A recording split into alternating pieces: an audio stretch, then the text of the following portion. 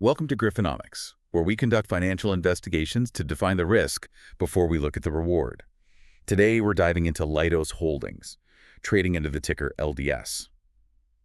Lidos is navigating a forced structural pivot, deliberately exiting its legacy role as the DHA's health integrator to mitigate middleman friction, while aggressively scaling a new prime contractor defense and energy manufacturing engine.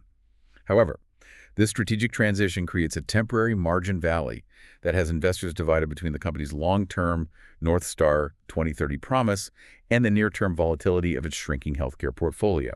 So, welcome to the deep dive. If you're listening today, our mission is to basically unpack this massive corporate transformation that's happening right in front of us. Yeah, thanks for having me. And it really is, it's an incredibly complex, high-stakes corporate metamorphosis because to truly understand what's happening here, you really have to look past the immediate sort of panic-inducing headlines. Because what Wall Street is currently pricing in as this catastrophic lost contract is, in reality, this necessary, albeit, deeply painful structural evolution of a $17.2 billion company.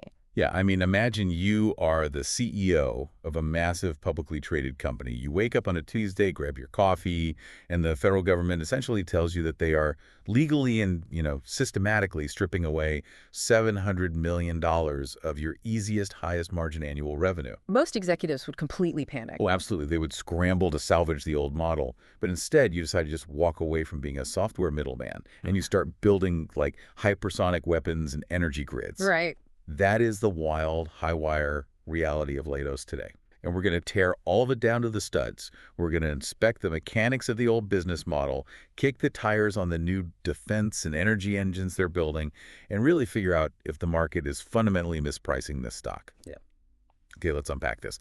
To understand where Lidos is going, we first have to understand what they are losing. And why? Exactly, and why. The actual financial plumbing of why they're losing it. So to do that, we have to look closely at their historical relationship with the Defense Health Agency, or, the DHA. Right. Because for over a decade, Leidos has served as the lead systems integrator for the Military Health Systems Electronic Health Record Program. It's known as MHS Genesis.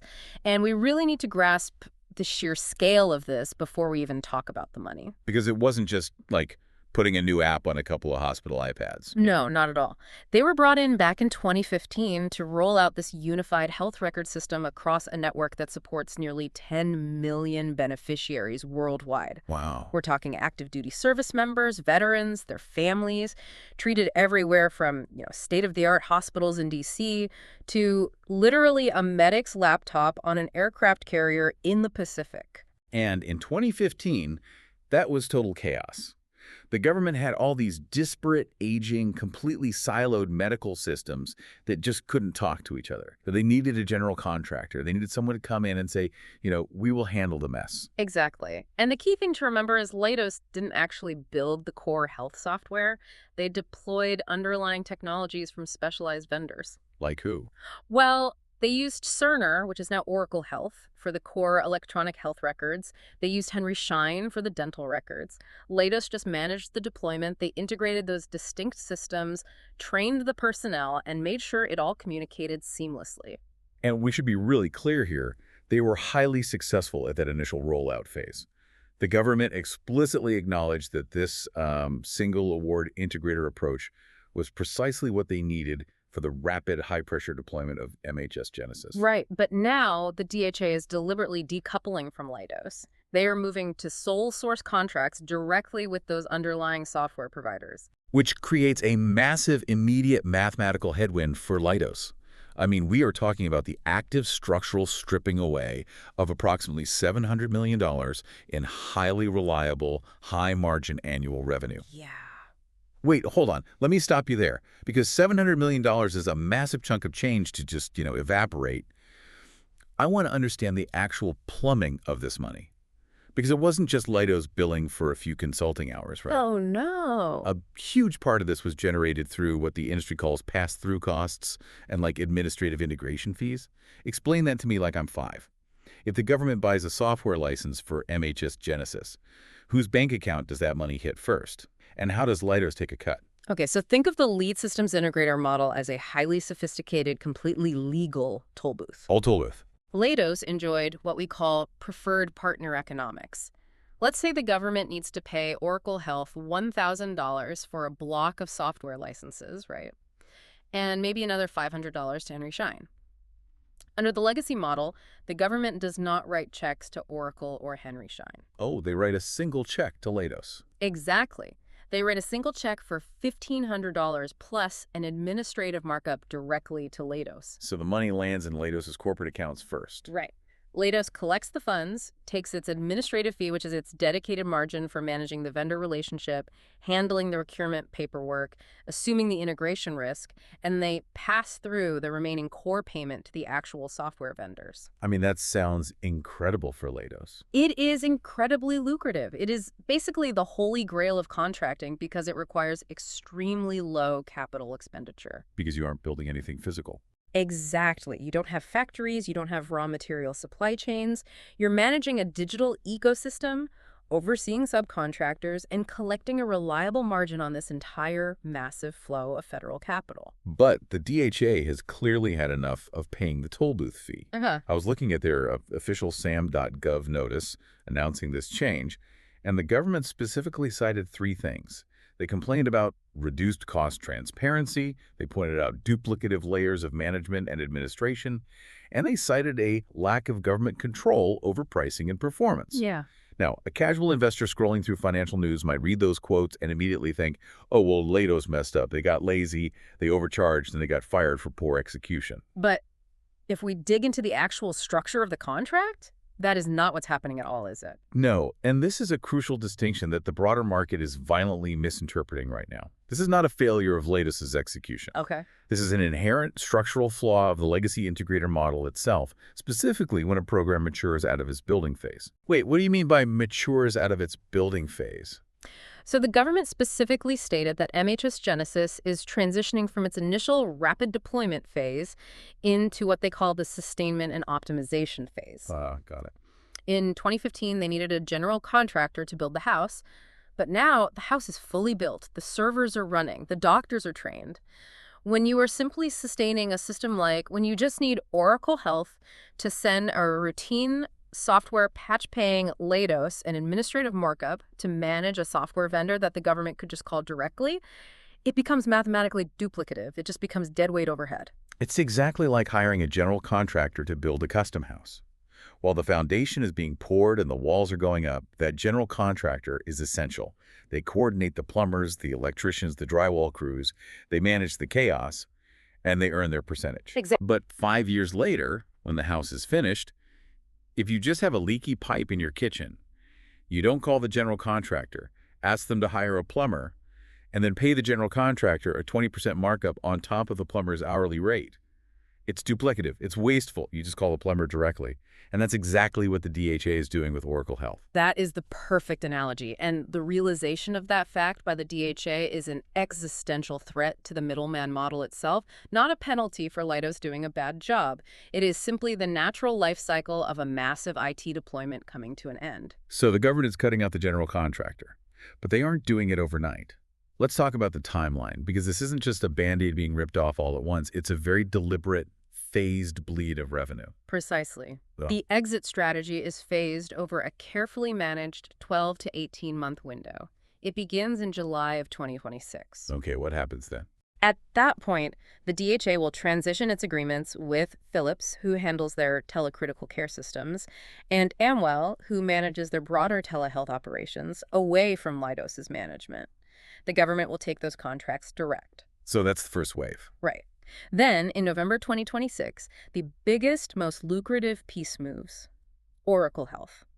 Finally, by July 2027, the remaining legacy systems, including Henry Schein for dental and Solventum for clinical documentation and medical coding, will follow suit. So by the summer of 2027, the toll booth is completely dismantled. The pass-through revenue is gone. Yeah. But Lidos isn't totally banned from the DHA, right? What is actually left for them in the military health space? What's left is a highly commoditized battleground. The DHA noted that for the remaining services layers, things like routine IT help desk support, basic cybersecurity monitoring, and cloud hosting for MHS Genesis, they will introduce full and open competitions. Meaning the protective moat has completely collapsed. Exactly. Leidos loses its protected preferred partner status.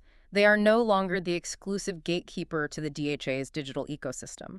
If Leidos wants to continue providing IT support for MHS Genesis, they can't just mandate it from the top down. They have to jump into a crowded, highly price-sensitive arena and fight for lower-margin scraps against every other hungry IT service provider in the federal space. And as an impartial policy note, we have to recognize that this specific DHA decision isn't happening in a vacuum.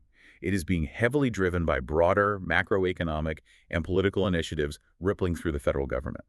Right now, there is a massive structural push for federal cost transparency and efficiency, driven largely by entities like the newly formed Department of Government Efficiency, or DOGE. And again, we are strictly neutral here. We're just reporting the weather, not taking any political sides, but that overarching policy shift is a massive macro headwind. It really is. The entire federal procurement landscape is actively shifting away from these multi-billion-dollar black box middleman contracts, seeking to eliminate anything deemed non-mission critical or duplicative. It is a systemic tightening of the belt. The era of the government blindly paying 20% admin fees for someone else to manage their software subscriptions is rapidly closing, and Leidos' management saw this weather pattern forming years ago. Which brings us to the most critical part of this transition. If the government is systematically cutting out the middleman, and this massive macro trend is turning against them, how does a company survive losing a $700 million foundational pillar? Because a lot of companies would just, slowly bleed out trying to win those low-margin help desk contracts. So what's fascinating here is that Leidos isn't actually trying to save the middleman model at all. Really? Yeah, they are not fighting a desperate rearguard action to protect legacy, low-margin IT services. They looked at the collapsing moat, accepted it, and decided to aggressively pivot. They are moving from integrating other people's technology to becoming a prime contractor that produces the critical assets themselves. Right. They want to own the hardware, and they want to own the core software. They are essentially saying, fine, if you don't want to pay a general contractor, we will become the factory that builds the steel and the wiring. Precisely. And the underlying numbers validate this strategy. Because to reconcile the sheer panic over the loss of that $700 million annual healthcare revenue, you have to weigh it against the staggering $4.18 billion defense backlog that Leidos has recently secured. $4.18 billion. Right. This massive pipeline mathematically offsets the DHA loss over the life cycles of these new contracts. But to understand the true risk profile, we have to deeply examine this manufacturing pivot because they are fundamentally changing the DNA of the company. They are moving from low capex IT services to high capex kinetic production. Let's break that down because I want to look at the top 3 defense wins driving this transformation. Yeah. I want to understand exactly what they're building because it's not just basic server racks anymore. First up, you have a massive $2.7 billion U.S. Army contract for hypersonic weapons. Explain the physics and the mechanics of what they're actually doing here, because building hypersonics is notoriously difficult. It is one of the most complex engineering challenges in modern warfare.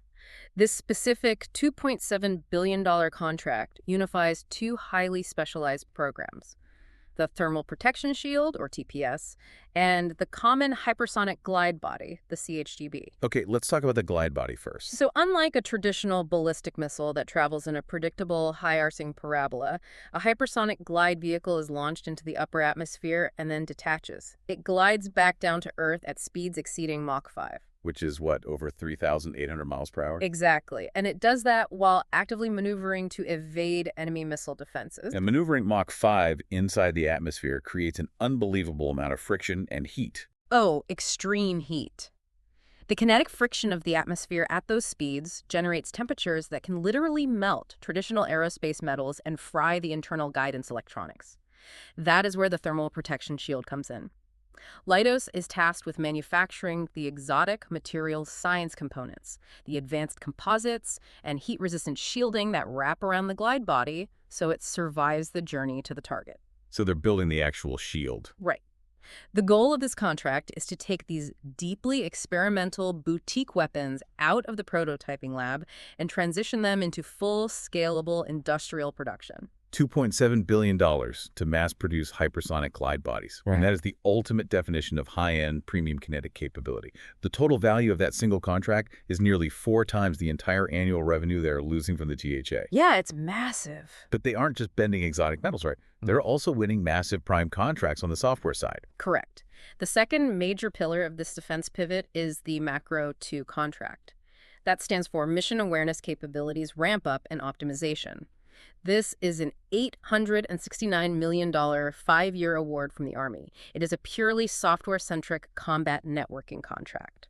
Break that down for me. What does Macro 2 actually do on a battlefield? It is designed to be the overarching digital brain of the military. Modern warfare generates a paralyzing amount of data. You have satellite imagery, drone video feeds, ground radar, and intercepted radio signals. Historically, human analysts had to sift through all of that to figure out where the enemy is. Which takes time.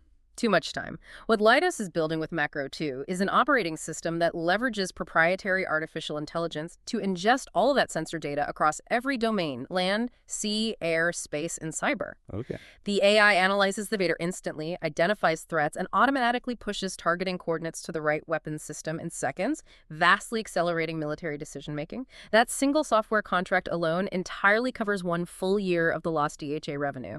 Okay, so we have hypersonic weapons and the AI brain of the battlefield. What is the third major win? The third win is a massive return to heavy physical hardware. It is a $617 million contract for IFPC Increment 2. IFPC meaning indirect fire protection capability. Yes. Leidos is tasked with building highly mobile, ground-based air defense launchers for the Army. These aren't the missiles themselves, but the complex, multi-ton physical launcher systems that sit on the back of transport trucks to shoot down enemy drones, cruise missiles, and artillery. Right. This new $600 million tranche brings their total production contracts for this specific launcher system to nearly $1.2 billion, with a commitment to deliver over 100 physical launchers to the military. And from what I understand, this expansion into heavy hardware feeds directly into an even broader and, frankly, quite radical strategic alignment with the Pentagon. Let's talk about the Arsenal of Freedom framework and what the Department of War is actually demanding from contractors right now. This is a critical macro shift in defense procurement. The Pentagon is currently looking at the intense artillery and missile consumption rates from recent global conflicts, and they are terrified. Their stockpiles are severely depleted. Yeah, we've seen that in the news constantly. Exactly. They have realized that in a major, sustained peer-to-peer conflict, they cannot rely solely on $2 million boutique interceptor missiles. They will go bankrupt, and they will run out of ammunition in a week. They are demanding a return to mass production, they need volume, and they need extreme affordability. Which opens the door for Leidos to build the LCCMs. Yes, the low-cost containerized munitions. Under this new framework, Leidos has stepped up to manufacture an initial run of 3,000 LCCMs. These are essentially stripped-down, highly efficient cruise missiles based on Leidos' AGM-190A small cruise missile design. And what's the mandate from the government? The government's mandate is brutal. They want scalable, precision-guided cruise missiles, but they must be priced under $500,000 per unit. Okay, wait a second. Let me push back on this a little bit because I want to analyze the actual quality and vulnerability of these different revenue streams. Yep. You were telling me an IT management company is suddenly going to start mass-producing cruise missiles and air defense launchers. Yeah. Winning a $617 million contract to build physical launchers is fantastic for top-line revenue growth. Yeah. But bending metal is a notoriously brutal, cyclical business. Legacy aerospace primes like Lockheed Martin, Boeing, and Raytheon have massive, century-old industrial bases. They live and breathe factory floor efficiency. That's very true. If the Army decides they want a slightly different launcher in 5 years, or a cheaper cruise missile, they can easily pivot to one of those legacy hardware primes. The switching costs for physical hardware, while high, are manageable for the government. But that Macro 2 contract, the $869 million AI decision-making software, that strikes me as a totally different beast. It absolutely is, and your skepticism about the hardware margins is exactly what Wall Street is currently wrestling with. But your instinct on the software side is spot on. When you become the digital AI-driven brain of the military, you aren't just selling them a tool. You are becoming deeply entrenched mission-critical infrastructure. Right, because how do you unplug the brain without killing the patient? You don't. The switching costs are astronomically high. If you want to swap out a physical missile launcher, you park the old trucks in a desert depot and drive the new trucks onto the base. But if you want to rip out the core AI operating system that links every radar, drone, and targeting system across the entire U.S. Army, the disruption is nearly incalculable. You'd have to retrain everyone. It would require retraining tens of thousands of operators and risking catastrophic data blackouts during the transition. That Macro 2 contract creates a profoundly sticky cognitive moat. It deeply insulates Leidos from the exact structural vulnerabilities, the easy-to-replace the middleman dynamic that destroyed their healthcare portfolio. So we have the map of the new defense engine. They boast a $4.18 billion defense pipeline, carefully split between high-volume kinetic hardware like the hypersonics and LCCMs and ultra-sticky, high-margin AI software like Macro 2. Right. But here is the massive elephant in the room: timelines. Defense contracts, especially physical manufacturing of exotic weapons, take years. You have to design it, prototype it, test it, fail the test, redesign it, test it again, build the factory, and then maybe 3 years later, you finally start recognizing real, scalable revenue. Yeah. But Leidos is losing that $700 million healthcare revenue right now. To survive that gap, Leidos placed a massive $2.4 billion bet to create an immediate, cycle-resistant revenue floor. They didn't buy another defense firm. They went all in on the energy sector. If we connect this to the bigger picture, the energy pivot is the stabilizing anchor of this entire corporate transformation. Leidos recognized the timeline vulnerability you just described, and they executed a massive acquisition. They bought Entrust Solutions Group from the private equity firm Kohlberg for $2.4 billion. $2.4 billion. That is not a bolt-on acquisition. That is buying a new foundational pillar. What did they actually get for that money? They bought immediate scale and localized presence. The Entrust acquisition instantly doubled Leidos' existing energy infrastructure revenue, bringing it to a massive $1.3 billion annually. Wow. But more importantly, it brought in over 3,100 experienced professionals, engineers, project managers, grid specialists, spread across more than 40 physical locations throughout North America. Okay, $1.3 billion in annual energy revenue is a serious floor to stand on while you wait for the missile factories to come online. But I have to ask, why Entrust? Why drop $2.4 billion to buy a traditional utility engineering firm? Why wouldn't Leidos just take its existing federal engineers and bid on energy grid contracts organically? That brings us to a core concept of their long-term strategy, something they call AI lift. Explain what that actually means and mechanically how Leidos is injecting its high-end federal tech into traditional utility engineering. To understand AI lift, you have to understand the day-to-day reality of the traditional utility engineering market. It is historically very slow, very localized, and heavily focused on boots-on-the-ground physical execution. Like hard hats and clipboards. Exactly. Think of legacy engineers in hard hats driving out to inspect aging power substations, manually designing power transmission lines, and physically testing the integrity of natural gas pipes. It is essential work, but it is not highly digitized. So it's heavily reliant on human labor and legacy processes. Right. What Lidos is doing through this AI lift strategy is taking its highly proprietary enterprise-scale artificial intelligence, specifically platforms like its Skywire system, along with its clearance-level federal cybersecurity protocols, and injecting them directly into the veins of Entrust's legacy physical operations. Give me a tangible example. How does Skywire actually change the way Entrust operates? Under the old model, if a major regional utility wanted to upgrade a massive segment of their aging grid to handle more power, Entrust engineers would spend months manually surveying the land, calculating thermal loads on the wires, and drafting blueprints. That sounds incredibly slow. It is. With Leidos AI Lift, they can use Skywire to ingest topographic data, historical weather patterns, and current grid loads to instantly generate a highly optimized digital twin of the entire proposed grid upgrade.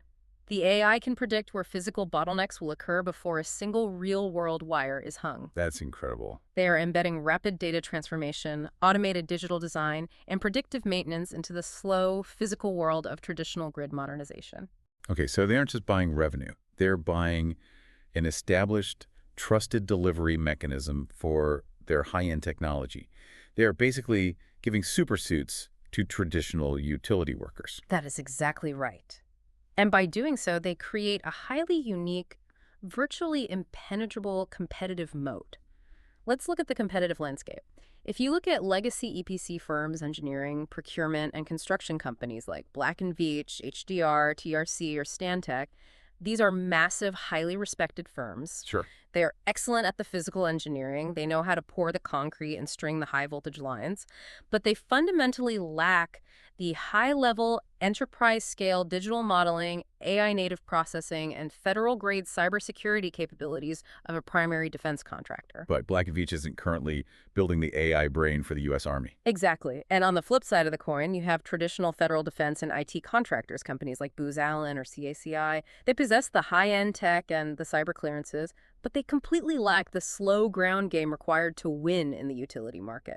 What do you mean by the slow ground game? The energy sector is intensely regional and localized. You don't just win a contract from a centralized command in the Pentagon. You have to win contracts from dozens of different state utility commissions, regional grid operators, and local power providers. So it's heavily relationship-based. Yes, it requires deep, decades-long relationships with local utility executives in Ohio, Texas, and California. You need physical offices in those communities. Federal IT contractors don't have that footprint. Ah, I see. By acquiring Entrust's 40-plus physical North American locations and their 3,000 local employees, Leidos entirely circumvented the years, maybe decades, would take to build that localized trust organically. They now possess both the localized, boots-on-the-ground ground game and the federal-grade AI and cyber. Neither traditional EPC firms nor broad federal IT contractors can easily replicate that specific combination of assets. Precisely. It is a dual threat capability, and that creates immediate, highly tangible cross-selling opportunities across both sides of the business. Like what? Well, before the acquisition, Leidos already operated highly successful, established energy efficiency and consumer rebate management programs for a few utilities. Now, they can take those mature efficiency programs and market them directly to Entrust's massive established customer base. It is an immediate revenue synergy. And it works in reverse, too. Exactly. Entrust brought exceptionally strong engineering capabilities in natural gas infrastructure, pipeline design, integrity management, facility upgrades. That was an area where Leidos previously had zero footprint. Now, Leidos can cross-sell those natural gas engineering services back to its own massive roster of federal agencies and commercial clients who manage large physical campuses. And we really have to pull the lens back and look at the sheer macroeconomic tailwinds that are violently pushing this energy strategy forward. Yeah. Because the timing of this Entrust acquisition is impeccable. Again, speaking entirely neutrally regarding policy, we're just reporting the weather here. The Trump administration, in April 2026, invoked Defense Production Act Title III, officially designating grid resilience, power generation, and energy supply chains as critical national security priorities. Yes, that was a massive shift. The federal government has realized that the American power grid is a massive vulnerability. And this isn't just about replacing old wires from the 1970s. This policy push is largely being driven by the explosive, unprecedented power load demands from massive AI data centers popping up across the country. The power consumption metrics for these AI hyperscalers are staggering. The grid simply cannot handle the load without a historic level of modernization and physical expansion. We are looking at a widely projected $1 trillion utility and grid investment cycle over the next decade. $1 trillion over 10 years. And Lidos has positioned this new, highly defensible $1.3 billion energy pillar perfectly at the intersection of that critical infrastructure need and national security mandate. It is a brilliant, highly calculated strategic hedge. The energy infrastructure business provides a highly durable, non-discretionary revenue floor. Utilities have to keep the lights on regardless of what the broader economy is doing. It is incredibly... The answer is that transitions both structurally on a balance sheet and physically in the real world are brutally expensive. You can have the best long-term blueprint in the world, but you still have to survive the construction phase. Yeah. This brings us to the core financial conflict of this deep dive, what analysts are terrified of, which is the margin valley. The margin valley. Here's where it gets really interesting. Let's unpack the fundamental friction of moving from preferred partner integrator economics to the high-risk, CapEx-heavy profile of hardware manufacturing. We touched on this earlier, but I want to hammer it home. Sure. The DHA healthcare integration role was beloved by Wall Street specifically because it was a low CapEx business model. It required incredibly little capital expenditure. You are managing software licenses and passing through the billing. Your overhead is essentially limited to personnel salaries, office space, and cloud server hosting. Right. It is an asset-light business. You generate massive cash flow without having to constantly reinvest that cash into physical depreciating assets. But manufacturing 3,000 low-cost containerized cruise missiles for the Pentagon is an entirely different universe of business reality. Yeah. You cannot just pass through a bill for a cruise missile. You have to physically build the thing. Exactly. Hmm. You are transitioning from being a low overhead IT middleman to a capex-heavy industrial manufacturer. Leidos is currently facing the immense, crushing fiscal pressure of completely retooling its industrial base to meet the Pentagon's demands. What does that retooling actually look like on the ground? It looks like pouring thousands of tons of concrete. Leidos is actively having to expand massive physical manufacturing facilities in Huntsville, Alabama, and McEwen, Tennessee, specifically to produce these LCCMs and the hypersonic components. Wow. That means buying vast tracts of real estate. It means procuring highly specialized, multi-million-dollar industrial machinery that takes years to deliver. It means securing complex physical supply chains for raw materials and exotic metals. It means hiring thousands of unionized machinists and specialized floor engineers. All of that requires massive, sustained upfront capital outlays.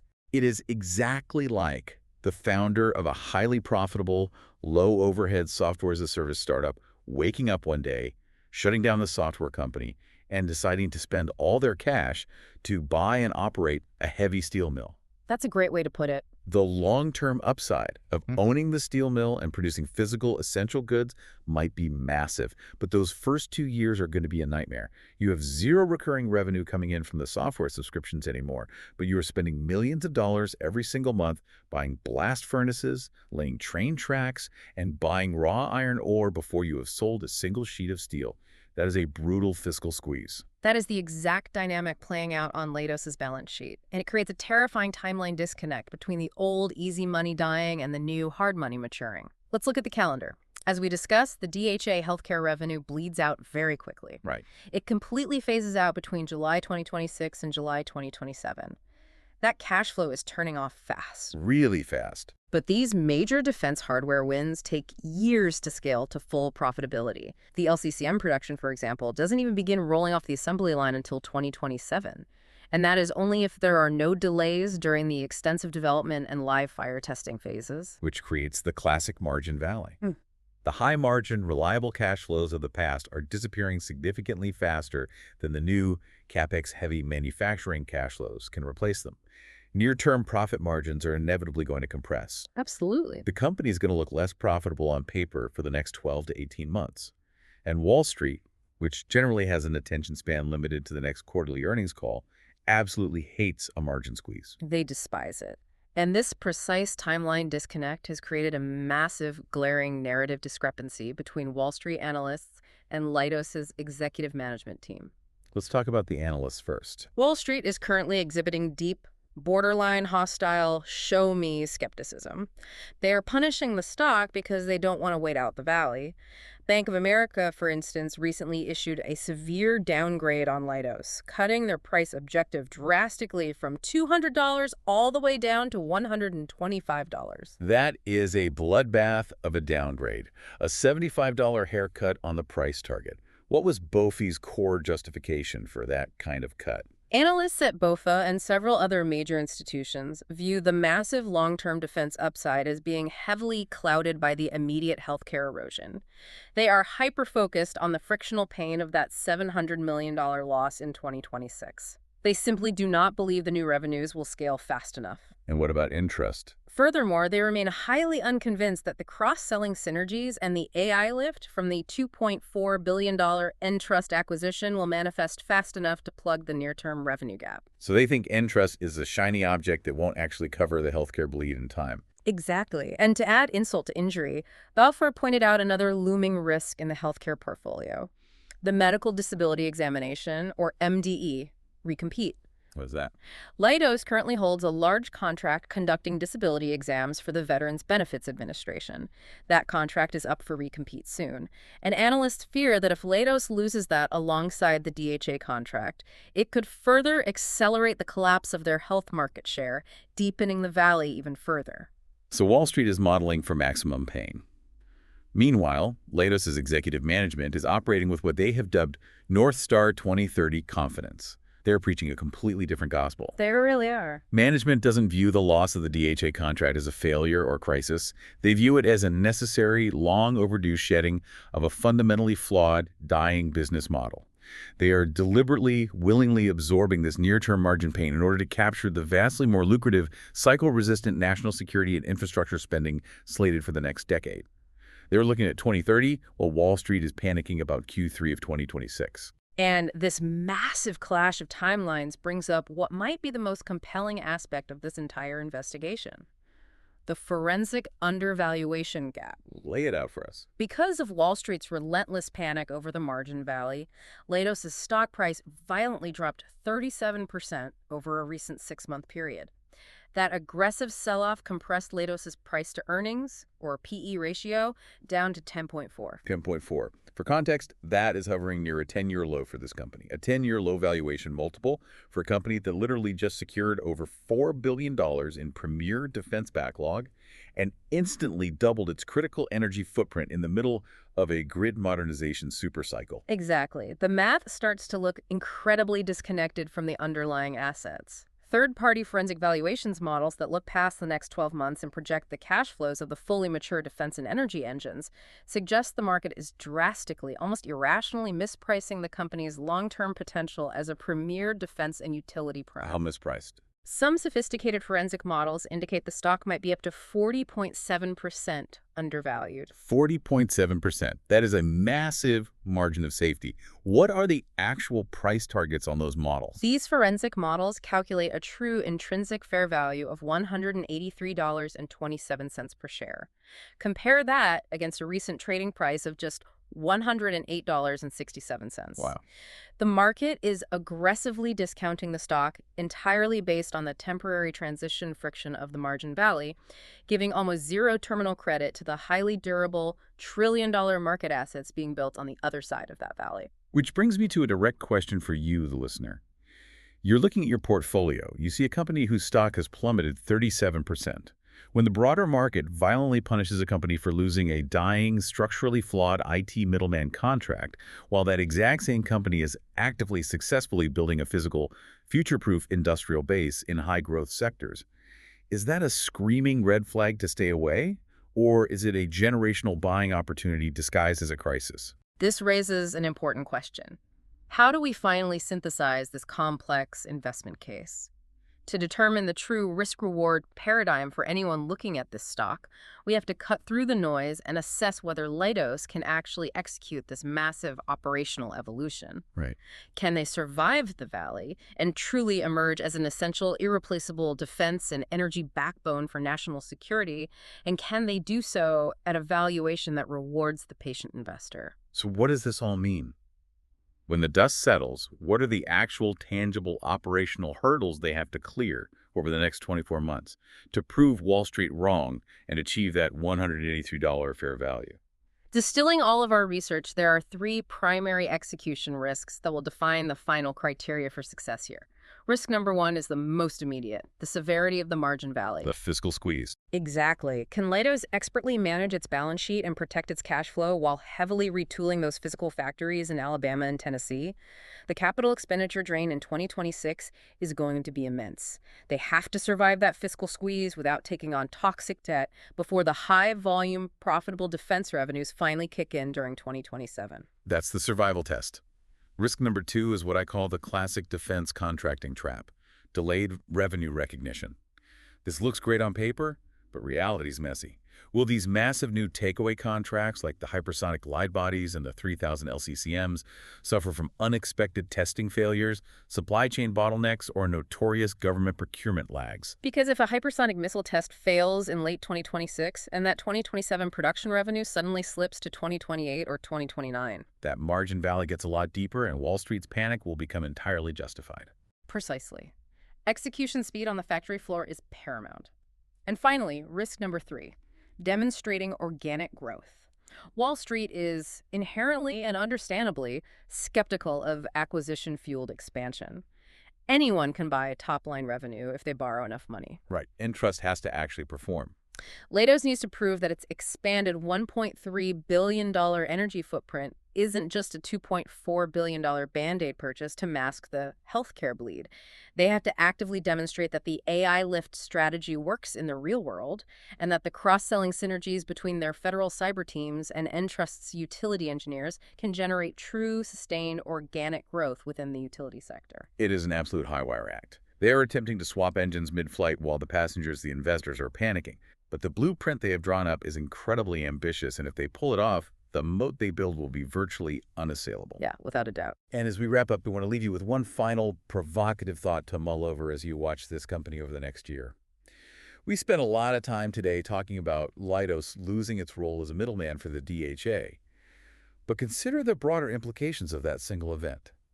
The era of the federal IT middleman might be over permanently. And not just at the Defense Health Agency, but across all massive government bureaucracies. It's a huge shift. The government has figured out the toll booth game. They want cost transparency, and they want direct control of their software. If Lidos successfully proves that a legacy IT contractor can survive this extinction-level event by pivoting away from managing other people's software to actually owning the proprietary AI digital brain and manufacturing the physical kinetic muscle of the military, they aren't just saving their own stock price, they are actively rewriting the survival playbook for the entire modern defense industrial base. It is a profound paradigm shift in how the federal government interacts with private industry.